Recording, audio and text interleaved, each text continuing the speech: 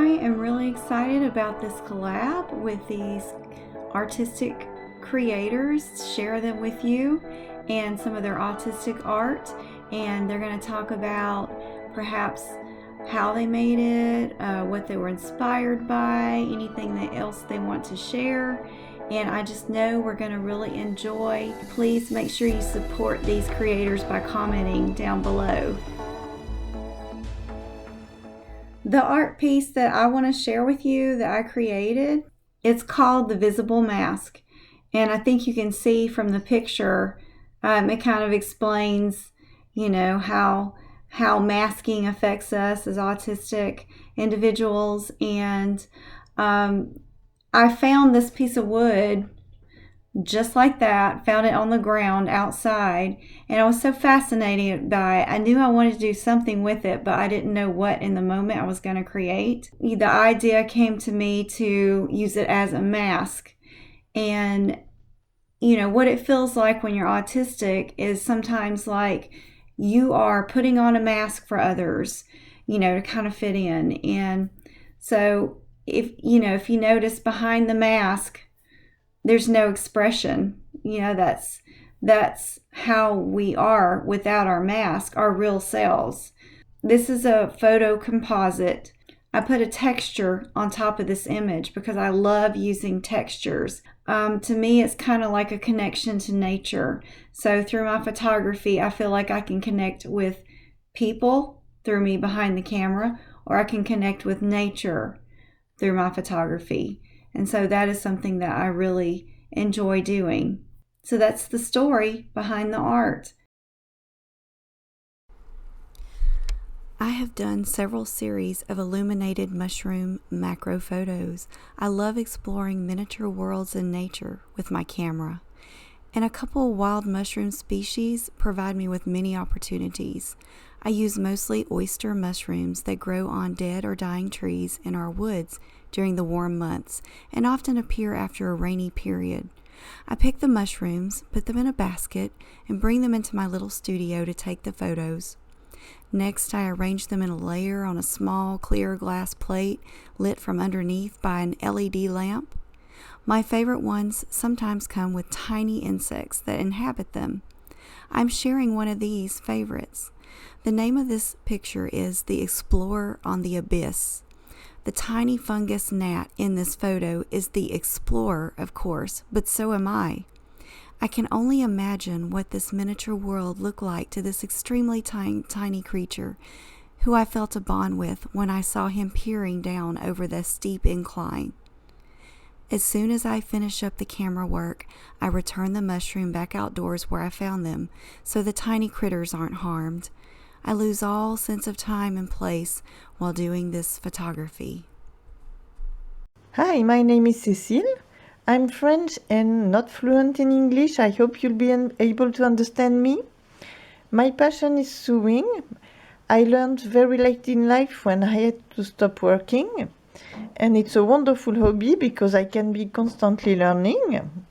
I never saw anything representing autism, but I saw something very special. And I have to bring another topic. Bobbin lace is definitely not common. It's a very complex art, but delicate and beautiful. Unfortunately, there are less and less bobbin lace makers, at least in France. But that's my mother's passion. She's learning by herself, and it's hard to find some notions she needs.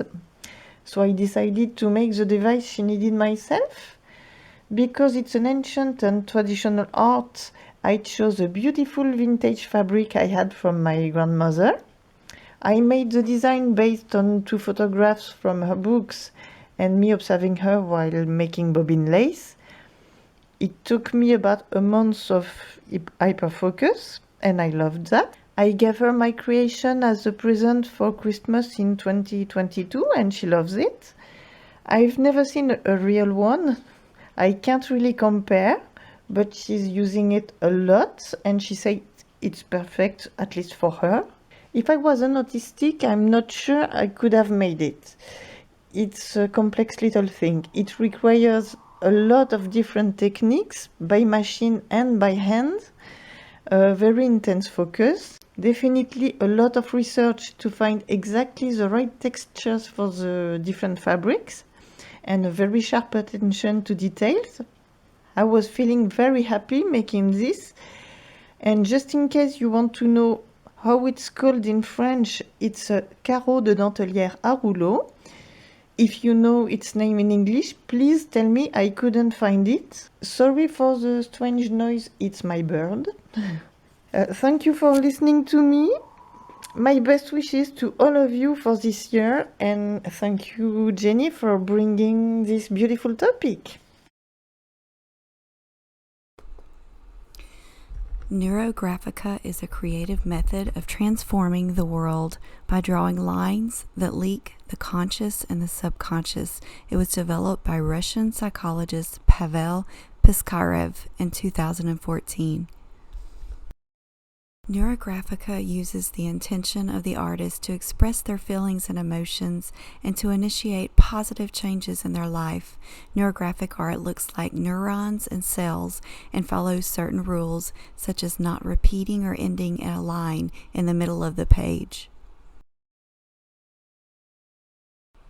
Lisa shares that she enjoys doing the neurographic and neuro art with her family around.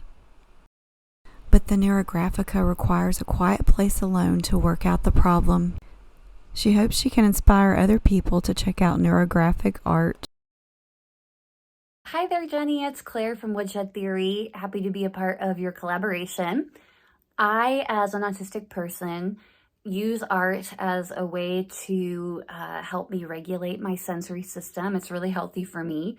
One of my favorite art forms is fiber arts, in particular crochet. This is a crochet boogeyman that I handmade, and it's got some glow-in-the-dark yarn in it. It's huge. I think it took me about probably around 6, 8, 10 hours, not exactly sure. I also sell my makes on Etsy as a way to help support myself. And yeah, I just love fiber arts. What can I say? I've been crocheting for about 3, almost 4 years now, and it's changed my life for the better. I love to surround myself with colorful yarn. It makes me feel good. It's definitely a stigma that autistic people aren't creative or interested in being creative when we absolutely are, and I'm happy to share my creation with you. Bye-bye. Art is one of my special interests. This art piece represents autism in 2 ways. Number 1, it's very detailed. For example, the perforations and the shading. Also, I drew each brick individually. Number 2, stamps and collecting stamps is another one of my special interests. I collect stamps, and an older person gave me part of their stamp collection. I was thankful, and so I drew a card showing a picture of their house, and it was a stamp. I used colored pencils and a hole punch for the edge perforations.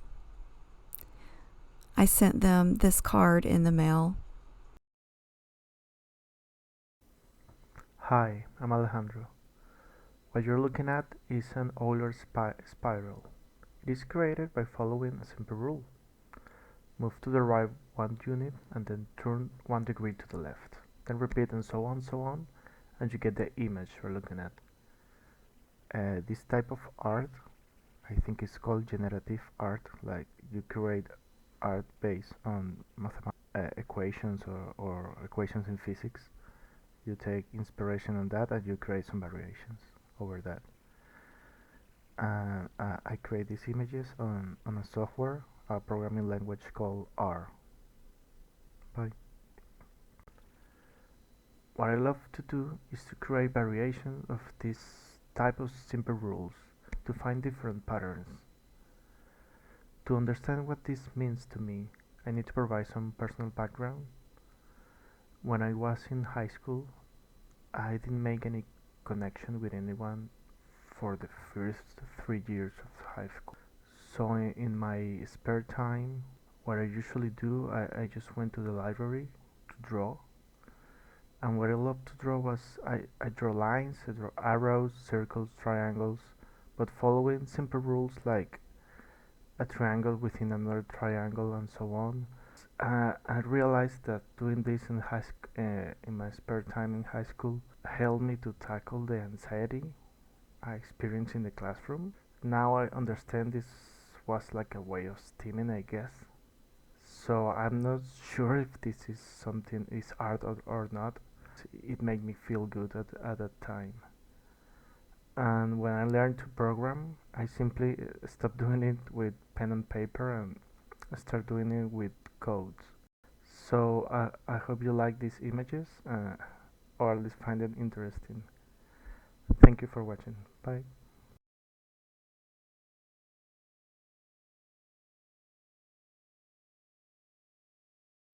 Hope is the Thing with Feathers by Emily Dickinson.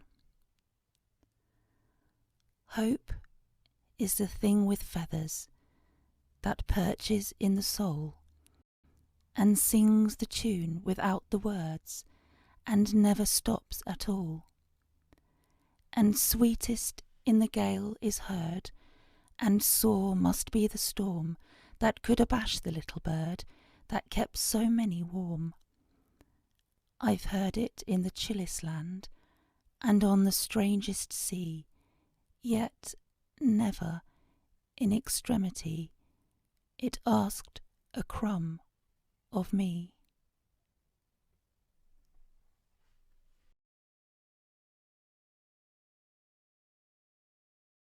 I want to thank everyone who participated in this project. It was really interesting to see every single kind of art was a different kind of art form, and I hope all of you enjoyed it as much as I did. Go down there and comment and support these artists, and like and subscribe if you enjoy content about adults with autism. See you next time.